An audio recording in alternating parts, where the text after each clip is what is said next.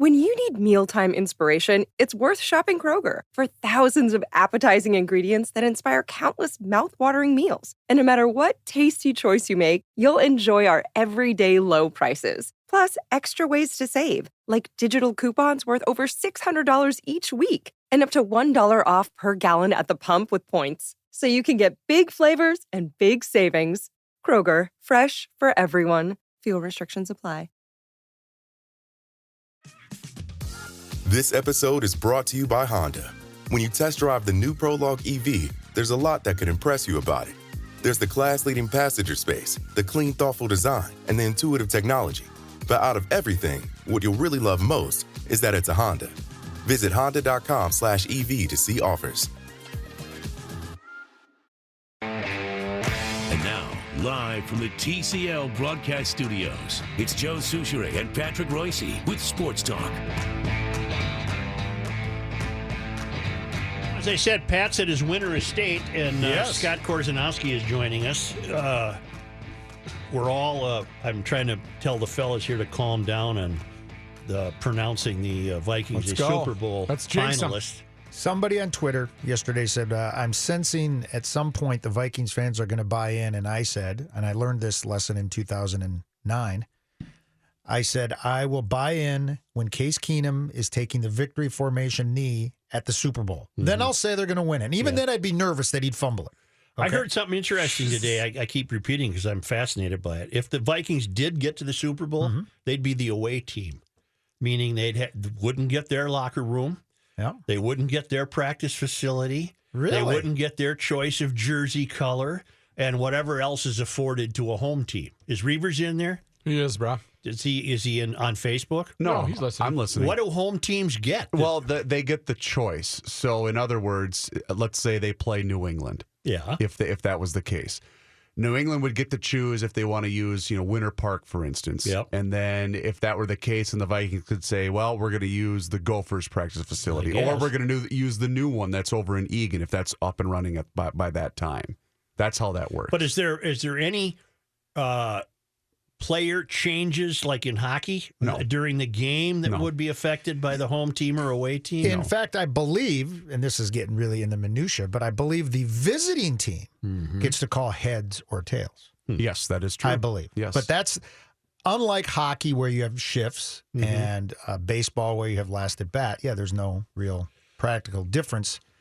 I think there won't be a huge home field advantage either because it's not like Vikings. Well, it won't mean anything to the fans. No. Their team is right there. They'll act like it's a home game. Well, my point is the two teams that get in the Super Bowl get so many tickets, and it's not very many. In other words, it's not like because the Vikings are in the Super Bowl, they're going to have the home crowd. They won't.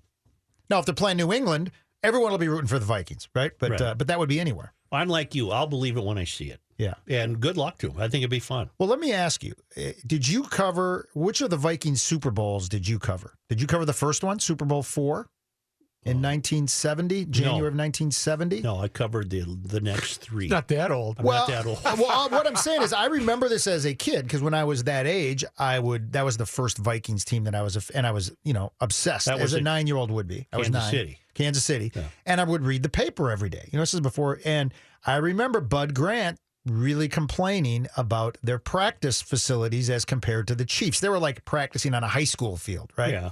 Yeah, I remember that he was complaining about it. Now you got me thinking. And maybe there wasn't. Who'd they play in Houston? Well, I don't know I don't know because I was a kid watching on TV. But their second one was against the Dolphins. Right. That's when Mike Lynn complained about birds in the locker room. Okay. The birds were flying around. Okay, I did not cover that one. So I only covered 2 of the 4. So then you covered the next one was Pittsburgh, which was at Rice Stadium. In New Orleans. And the last one was Oakland. And the last one was in the Rose Bowl. And I believe that the Vikings' first Super Bowl was also at Rice Stadium in New Orleans. And so I think the first one and then when they played the Steelers, they both were. And then there was also in the first Super Bowl, they had these skydivers come in. One was wearing a Chiefs was dressed up like a Chief, landed perfectly. The one dressed up as a Viking almost killed himself. And I either it landed in the stands or missed the stadium or something. There was a lot of harbingers. I covered 10, 2 of them being the Vikings. Okay. Other than that, I don't even remember Rice Stadium. I think I covered 4. And I covered the famous when Whitney Houston sang the national anthem when the Iraq War was going on. It'd be Bills Giants, right? Yes, Bill, and the Norwood Miss. And it wasn't until within the last 2 or 3 years that I learned that Whitney Houston that had been piped in, that she did not actually sing it. And I was legitimately kind of bummed because I just thought that was a phenomenal performance. Mm-hmm. Well, I do hope this puts the Teddy Bridgewater talk to rest. It won't. It probably won't. But it's week by week. This Keenum kid is playing pretty good. He's playing great. Yeah. He's you know what he's got? He's fearless. Mm-hmm. He plays with a fearlessness that scares Zimmer. Okay, I mean he's fearless, and he's Why would it scare Zimmer? Because he's going to get hurt? No, because he throws crazy passes. He will take risks that Zimmer doesn't really appreciate. As we know, we saw at the end of the Washington game. So that Zimmer talks a lot of. In fact, Judd asked Zimmer a question. Case had that one really crazy pass where he ducked under the sack and he's being killed, and he just kind of floated it out there, and Thielen caught it, and it was great. And Judd asked him, he says, what do you think when you see a pass like that? Do you think, I hope it's going to work? Mm-hmm. And Zimmer says, I never think, I hope it's going to work. And Judd goes, well, what were you thinking? He goes, I'm thinking that Case Keenum is rather excitable and he's got a horseshoe around his neck. Uh-huh. Good quote, right? But what does that tell you? That tells you that he didn't like that pass. Well, Reavers thinks that. What do you think that Zimmer's trying to? This is his motivational tactic for his backup quarterback, and it started last week with entertaining the idea that he might make a change because of the 2 interceptions. Because there's one thing that Mike Zimmer hates as a head coach, and that's when the offense turns the ball over. That's called creative tension. There we go. So what you're suggesting is that Zimmer's applying creative tension to Keenum. And I remember his favorite thing is creating competition at nearly every position. So I would think it's the same with the quarterback position. And I'm not even saying that's the wrong tactic. I think it's actually pretty smart. And it doesn't seem to bother Case Keenum at all. No. He's almost appears. I've never met him. I've heard him interviewed half dozen times. I've heard other players talk about him. He appears to be an egoless quarterback, which is pretty rare. That's what you want. That is what you want. He loves to play. They love to play for him.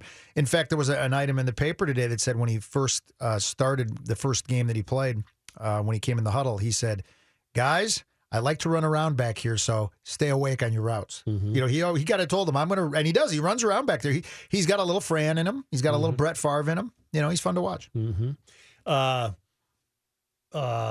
Where was I going? Oh, the turnaround is really quick. I mean, I know every time there's a Thursday night game, somebody's got a quick turnaround, but this is 11:30 a.m. Thursday.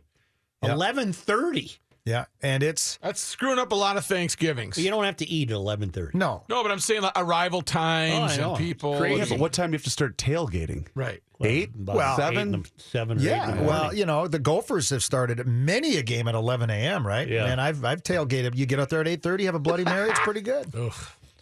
It is. That's early. Morning drinking. Starting that early. Was it Rice Stadium? Morning. It wasn't? 1970. It was right.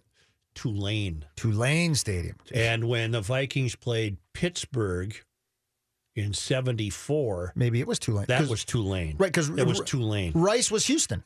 Because Rice is in Houston. Yeah, that's right. Yeah, that's right. No, it was Tulane. The Vikings must have They're playing at Tulane Stadium. Can you even imagine that now that the Super Bowl's? So you remember it was a crappy stadium, wasn't it? Well, it was just a regular nondescript ballpark. Yeah. You know.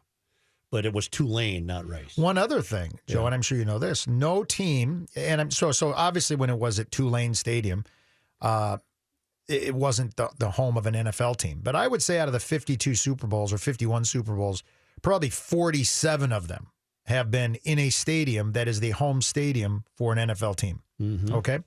No team has ever played in their own stadium in the Super Bowl. Never happened. No, L.A. came close because they played in the Rose Bowl. Yep, they did. But that's about it. Right. I think San Francisco might have played in Stanford Stadium, perhaps. Mm-hmm. I don't remember in that area, but yeah, no team has ever played in its own home stadium. Give us your basketball take when we come back. All right.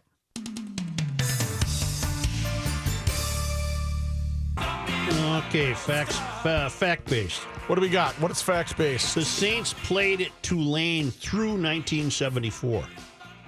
What were you insisting? I don't remember. Me? Yeah. I was saying maybe that wasn't an NFL stadium, but it was at the time. It was at the time. Yep. Timberwolves. You're a season ticket holder. Yes. Should they have won that game last night? No. Really? I mean, I'm very critical of Tibbs and how they're playing, and even though they're having this great record, 10-5, and now they're 10-6, and they play tonight again at 6. But I've seen him show some progress. But one of the things I was really critical of Tibbs is after he traded for Jimmy Butler, I didn't like some of the roster moves he made, and I talked about it quite a bit yesterday on my show. And to me, what's evident about it is Detroit, which is a team that has like one kind of star player, and the rest of these guys are workman-like guys, has now beaten the Wolves twice, killed them a couple weeks ago. Mm-hmm. And last night, when the chips were on the table, at the end, they really just out-executed the Wolves. And I think Detroit might be a better team than the Wolves from a talent perspective. So they beat them twice. It's kind of hard to say that, and they killed them the first time Detroit did. So the Wolves just, I think, are good, but they're not great. And I think after Tibbs had traded for Jimmy Butler, if he'd done some other moves, he could have put them on the path to greatness. And now I think at best they'll make the playoffs, probably lose in the first round. I mean, I really think that's the upside for this team, and to me that's disappointing. Detroit looked like they really whipped the ball around. They do. Yeah. They moved. They have a coach, Stan Van Gundy, who's been there a while. He's had some success at other places.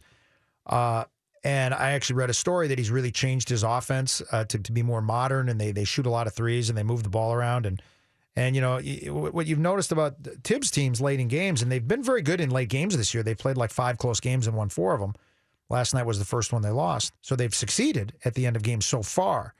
But at the end of games, all Tibbs does is he either gives it to Jimmy Butler or he gives it to Wiggins and has them isolate. And Detroit was running plays and they were executing, and they were the better team last night, no question about it, even though the Wolves pretty much had the control of the game for the first 45 minutes. At Charlotte. That's a quick turnaround for them, huh? They probably had to leave last night. Yeah, it's a brutal, the NBA schedule. And, they've extended the season by 2 weeks this year, so you have fewer back-to-backs and fewer 4 games in 5 nights type situations. But it is a brutal, it's like hockey. When at least in baseball, when you travel, you're there for 3 days. Mm-hmm. You're never there for 3 days in hockey or basketball. The amount of trips and travel these guys have to do is amazing. I don't think it can be done because of the demands on all of the buildings in hockey and basketball. But I got to thinking, I don't want to be accused of having a euphorian thought, but the Wild played at Washington Saturday night. Yep. Now they come home to face New Jersey tonight. New Jersey's an hour bus ride. Yep. I'm wondering if the Al Gore crowd will get to the point where they want to have an impact on sports travel to minimize the times planes are in the air by pointing out what the hell did the Wild come home from Washington for on a Saturday night only to play visiting New Jersey on Monday night, and then the Wild go back on the road to Buffalo on Wednesday. Yeah, and I think the Wolves have a similar situation here where they were on the road. They were in Dallas, came home to play Detroit, go out to play Charlotte, and then I think they turn back around and come right back home again.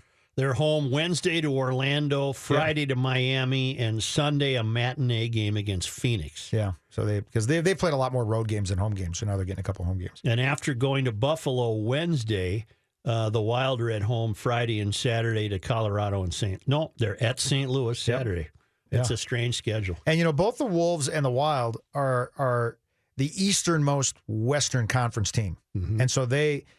In both leagues, you look at the amount of travel that the Wild and Wolves do, and they by far and away have the most travel miles of any team in either league. And that's, it's not an excuse, but it's a fact. And it's, the teams, especially in hockey, where you play so many games against your conference and against your division. Those teams in the East Coast, the amount they travel literally like a third the miles that the Wild do. Mm-hmm. That's an advantage in a long season. It really is. I just wonder if something will ever come of that. Yeah. But for all I know, they had to come here because New Jersey had 2 concerts in the building. I don't know. The circus is in town. I think they play in the same building as the Nets. They don't even have their own building, so that makes it even more difficult. Or at least the Wild and Wolves, kind of have their own buildings. They're not sharing it with an NHL team or an NBA team. What night did the Wolves beat the Mavericks? That was Friday night. The next day, I think there was a doubleheader in that building. Yeah, I heard that. Right? I think it went Mavericks. No, it was Dallas Stars in the afternoon, Mavericks at night. It went Mavericks, Friday night. Yep. Saturday afternoon, they had to switch it over to hockey. Yep. And then Saturday night back to the Mavericks. So obviously that basketball floor sits on the ice. Yes.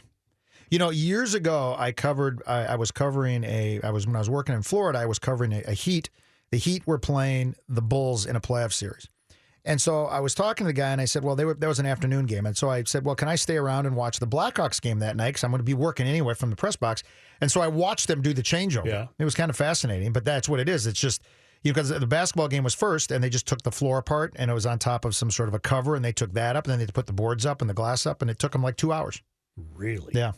Because I've always wondered if the ice affects the bounce of the basketball, and apparently it doesn't. Well, there's been situations. In fact, and it was funny. It happened at Target Center, I think, last year. Yeah, I think it was. They put ice under there because they were hosting. They don't have, but they were hosting the WCHA Final Five or something in there, and they left the doors open because it was kind of a humid April day, and the ice started to condense, and the floor was so wet that they couldn't play the game, and the game had to be postponed. Really? Yeah, you can't play a game when you've got athletes making $30 million a year running around on a floor. They could slip and fall and tear it. No. Yeah, that's not. It's not something you can do. Let's switch to golf for a minute. All right. Are the tournaments being played now count for 2018 FedEx Cup? Yes. Really? I think it's called the wraparound season. I think this is at least the third year of that. And when does Tiger make his debut? Isn't that coming up? Yeah, at his tournament that he has in California. Yes. Before the first of the year.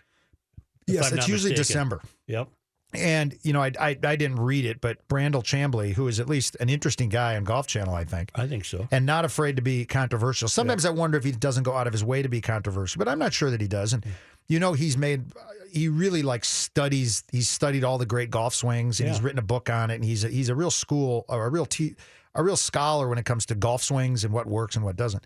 And I just saw somebody tweeted a story that Brandel Chambly said that said Tiger will never be great again, and I'm sure it has something to do with his swing. I didn't read it. I'd go with Brandel. Yeah, I would too. I don't think.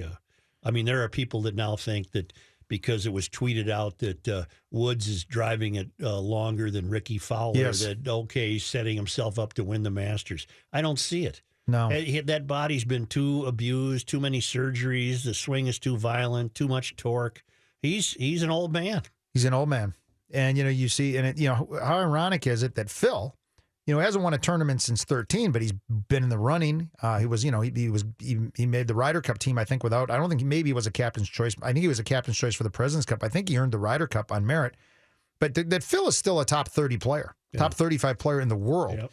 And he has rheumatoid arthritis and was never considered a workout king, right? Right. Yet he's held up very well in his late 40s. Where's Rory McIlroy? Is he still alive? He's still alive. Is he playing in Europe? I don't know what he's doing. I haven't heard his name in ages. Well, a lot of guys, once you get through the Tour Championship, the wraparound season was to try to entice some guys to play more golf in the fall, but it really doesn't matter. I mean, still a lot of the best players don't play again until January, but he didn't have a good year last year at all. And he's never been, even when he was at the height of his powers, he never had the short game like Tiger did. That was always kind of his bug. Tiger. What people forget about Tiger is what an incredible short game he had. Yeah. One of the best chippers and putters in the history of the game. Yeah. So Sports Talk will return shortly with John Haidt. I'm not trying to walk this. No, but we haven't had it on for a while. Here's John Haidt. Thank you, Joe. Here's John Haidt. 46 degrees. Oh, here's John Haidt. Here's John Haidt. Boy, you guys are great. All three of us tried, none of us did it. That's pathetic. You guys should all pull a shift at KS95. That'd be great. It's a tricky ramp. Been there, done that. Got it. Tricky. Vikings yesterday beat the Rams 24-7. Vikings, of course, now 8-2 on the season, leading the NFC North by 2 games over the Lions, and they will be in Detroit on Thanksgiving Day, Thursday, to play the 6-4 Lions. Atlanta at Seattle tonight. That's an open stadium, isn't it? Yes. Well, so there's a chance for weather. That's how I base whether I'll watch or not. We got to have rain in Seattle. Yeah, it was. Last year the Vikings played Detroit on Thanksgiving Day, right? In that same time slot. Yep. Yeah. Hey, by the way, speaking of Atlanta, I mentioned this during GL, and John and I were just talking about this during the commercial break. If you haven't seen it yet, Go to the GL page, 1500ESPN.com. Korzo, they imploded the Georgia Dome today. I saw that. And the Weather Channel had a camera set up to capture the moment. And as it's imploding, the MARTA, the public transportation bus, pulled right in front of the camera, and they didn't get a single second of the footage. The timing couldn't have been better. Just how it always goes with buses. Oh, my God. That's very funny. Wild in action tonight. They'll play New Jersey at the Xcel Energy Center. By the way, Coach Bruce Boudreau this morning said Charlie Coyle will play at some point this week. He wasn't specific with what night, but he said he will play. Coyle's been out since he suffered a right fibula fracture October 12th. He underwent surgery the next day. Was expected to miss 6 to 8 weeks. This Thursday would mark 6 weeks since he was injured. The Pistons beat the Timberwolves 100-97 last night. They are right back at it tonight. The Wolves, that is. They're on the road to play Charlotte. News notes from today. A 7-year-old boy who lost his foot is at Regions Hospital today. Police said the incident occurred about 10:15 last night near Plato Boulevard and Starkey Street in St. Paul. Authorities said the foot was severed while the boy was trying to jump on a moving train. Are we at the point yet where we can sew that back on? Is that a common surgery? Apparently not. Probably not. How old is the lad? 7. What the hell? The only thing he's got going for him is he's so young that, everything would, you're not going to get your foot back, but will repair easier. Yeah, and in fact, police say the boy is expected to be okay. They said the boy and 2 other children were trying to jump on the train when the boy's foot became at 10:15 at night, Kenny. I'm going to have to ask the obligatory Reavers question. Where the hell were his parents? Thank you. Yeah. They were at a sleepover, is what I read, and snuck out of the house. Oh. Okay, well, where were those parents? I have no idea. Although I got to tell you, when I was a kid, I had these 2 relatives that lived in northeast Minneapolis on either side, and they're right next to a train track. And we would always go over there on Easter Day, and the whole day, all the kids, and I was like 7, 8 years old, we all hung out by the tracks. That's what we did. Now, I wouldn't jump on a moving train, but we would. The parents were inside, and we were outside in this huge park between were your these parents 2 all passed out? No, there was some drinking going on, but never really that extensive. Is that when you? I think they were just glad to be away from the screaming kids. You learned to smoke weed then, right? That was when that was. No, actually, it was later, but we were not behaving ourselves out there. That's for sure. But you made a good point, because when all the kids in my family, nieces, nephews, etc., were young, we couldn't wait till the afternoon. Go to the park. Yes. Get out of the house. You're making us crazy. We need to drink. Yes, exactly right. Kellyanne Conway suggesting today that the White House remains open to Roy Moore's embattled Senate candidacy. She told Fox and Friends that, quote, "We want the votes in the Senate to get this tax bill through." Last week, Conway said that no Senate seat is worth more than a child in the wake of those series of allegations against Moore. Conway, interviewed by Fox News this morning, was talking about tax reform when she began hammering Doug Jones, the Democrat, in the Alabama Senate race. Doug Jones and Alabama folks, don't be fooled. He'll be a vote against tax cuts. The Fox and Friends host seemed surprised by Conway's remarks. Host Brian Kilmeade cut in and said, so vote for Ray Moore.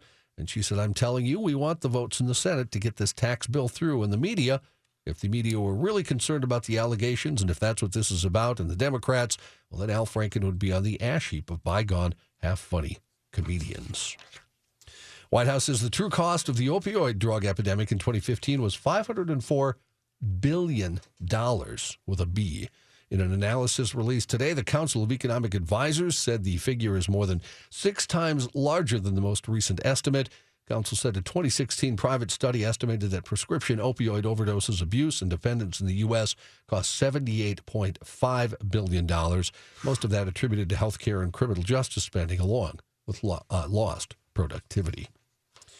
A couple of music world deaths over the weekend. Malcolm Young, founding member of AC/DC, died at the age of 64. He was, of course, the rhythm guitarist to Brother Angus's lead guitar.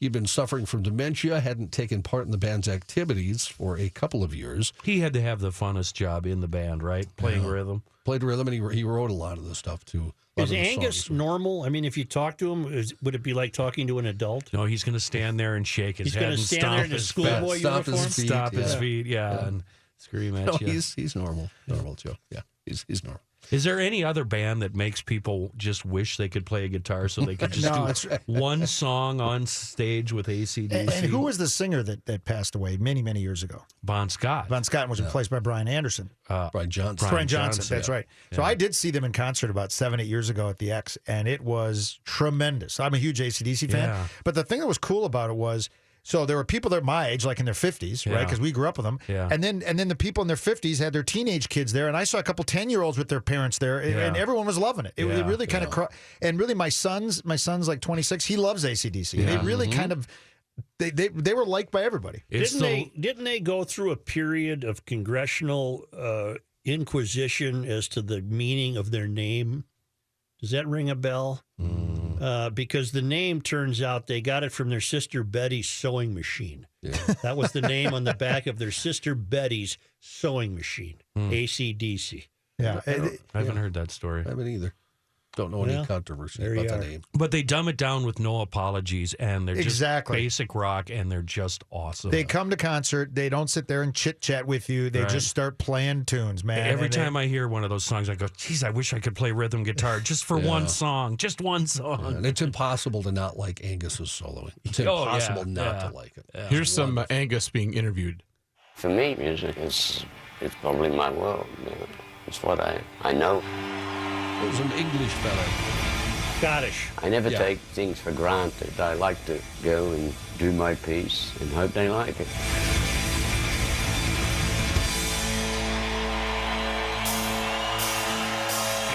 For us, every show's a new kind of challenge. You know? When everything's happening, it's all cooking and everything gels, it just seems like it's one thing and it all moves together.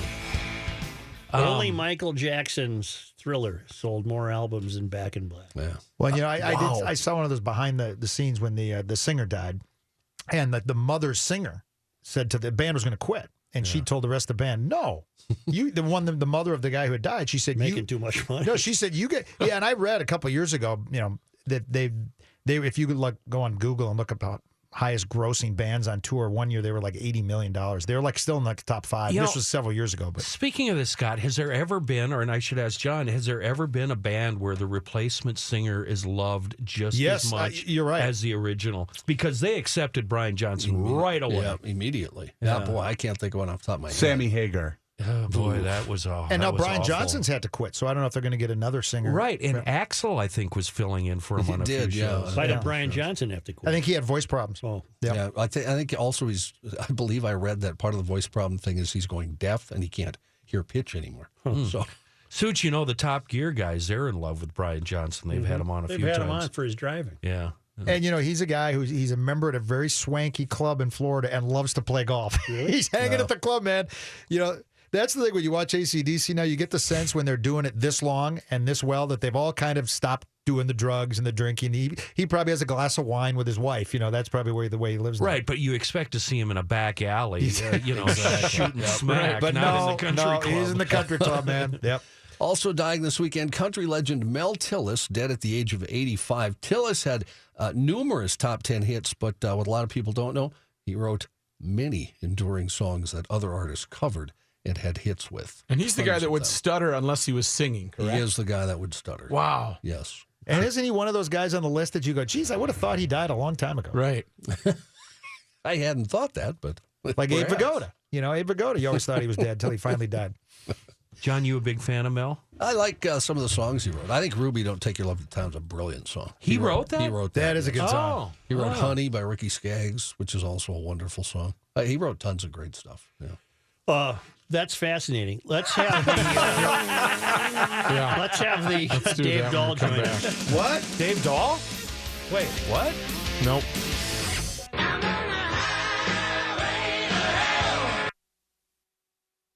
It's the highway. I thought it was 4 minutes, not 4 seconds. What was that?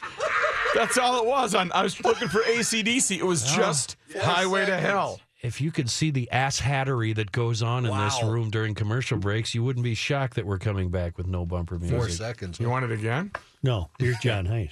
Thanks, Joe. One sort of sports note. Former NHL star. It's such a letdown. It really is. Isn't it? You're the one that called for AC/DC at the last second. I wanted to play Mel Tillis. You didn't have that ready either. How can you put up with this, Joe? You demand perfection, except from this clown. No, not really. Earlier, I thought Kenny was going to hit Rook before we did the last segment. Oh, we found Mel, apparently. Are you painted up your lips and rolled and curled your tinted hair? One other sort of sports note. Former NHL star Jeremy Roenick showed off his versatility by using his golf clubs to capture a rattlesnake in his garage in Arizona. Ooh. Remember, he used to play for the Arizona team. He posted a video to Twitter showing how he handled the rattlesnake. He tweeted, "Relaxing on Sunday morning. Here's what happens when you live in Arizona." He used golf clubs to pin the snake to the ground before grabbing it just under the head. Jeez. He did not kill it, though. He said he took it and kept it to alive. The neighbors and put it in their yard. Exactly. It was in his garage? In his garage. There was a photo of it just lying on the concrete. Wouldn't you call pest control? That's what I would do. I would call my 357. Yeah.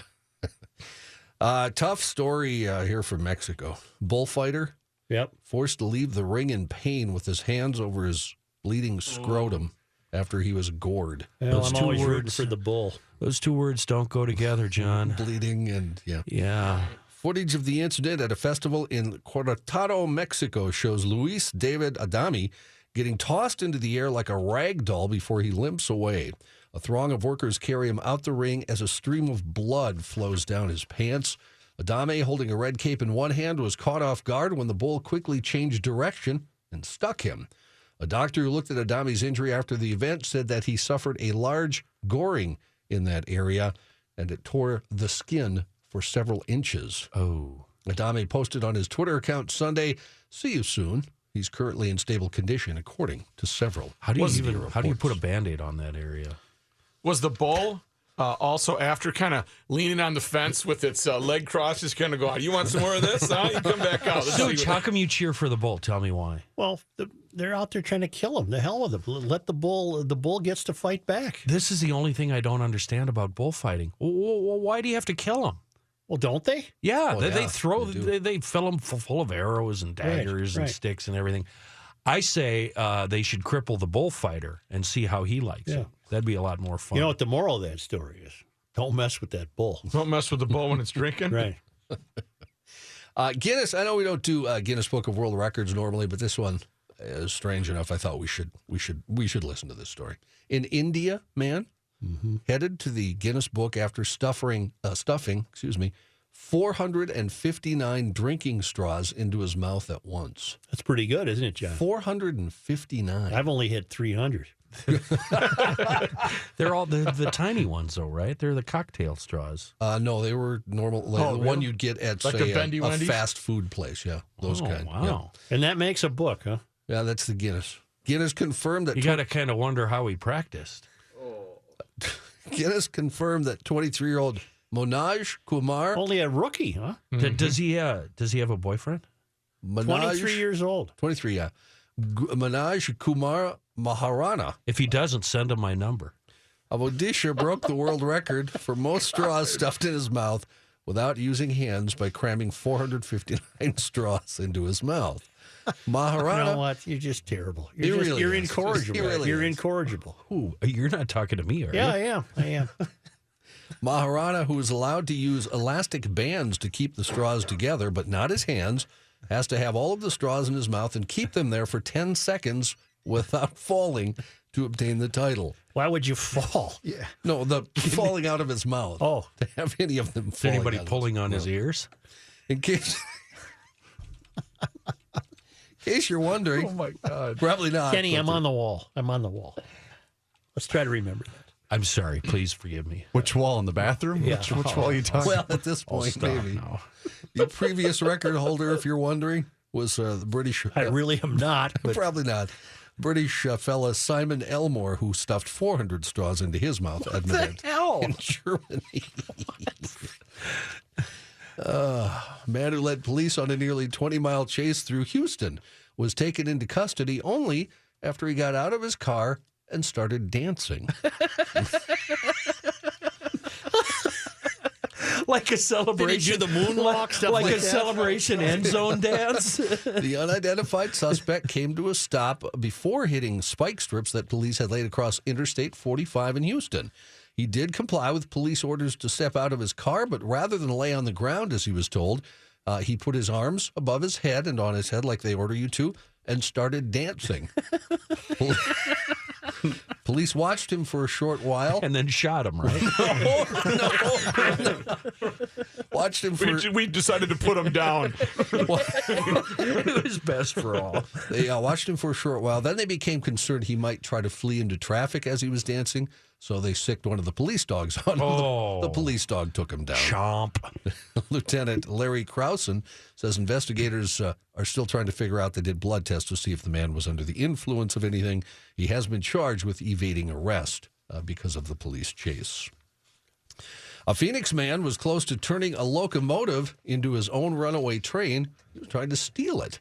Police say 20-year-old Julio Rodriguez was arrested earlier this month after trying to steal a train from a rail yard just south of downtown Phoenix. How do you... Where's he going? Tough to get that under the 48-hour rule. Union Police, It took a minute to hit me, didn't it, Kenny? when it hit, it was good. Yeah. Union Thing's been there forever. You're not going to be able to hide that one in the barn. When'd you get this train? I've had this train forever. What are you talking about? Union Pacific Railroad workers say they were alarmed when they heard the train horn on November 8th and went to investigate. Didn't know I could drive a train.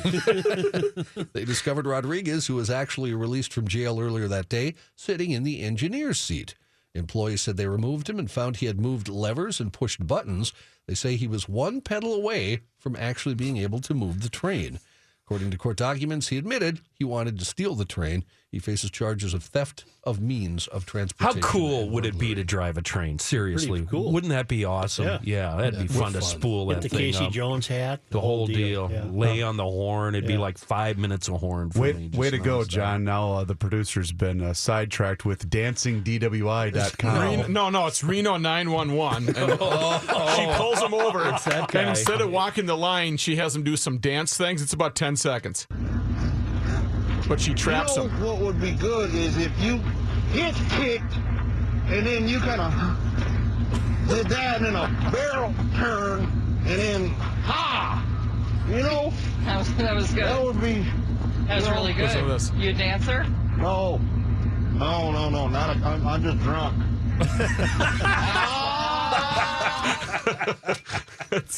Just drunk. Are those real or staged? No, that's staged. Reno 911. It's a show. Oh, that's Reno 911. I thought that was a reality show. Yeah. No, that's whatever. He's on the wall. He's on the wall. I You need can't me? find this. God, bless it. Korzo's filling in for Patrick, and we'll take you on the ride home tonight. And what do you have in store We for got us? Ben Gessling with his normal Monday appearance at 5:15 to talk Vikings and all NFL. And I need to have my Timberwolves therapist, Britt Robson, who now writes for The Athletic, used to write for MinPost on the Wolves, to talk me off the ledge for a team that is not doing as well as I think. And we have other stuff as well. The Timberwolves season, though, is better than anyone anticipated at this point. Yeah, I think a lot of people thought they were going to be like this good. Yeah. Really? Yeah. Vegas, I think, put them at like 50 wins. Do you like their chances down in Charlotte after that quick turnaround? Yeah, you know, if this team plays well, they should beat Charlotte. But in the NBA, anything can happen, especially on the back end of a back-to-back. Dallas doesn't have much of a club, do they? They're awful. 2 wins? Yeah, they're awful. What's the deal? They finally the Mark Cuban bubble has burst there. I'm afraid it has. 1500 ESPN is KSTP, St. Paul, Minneapolis. It's 45.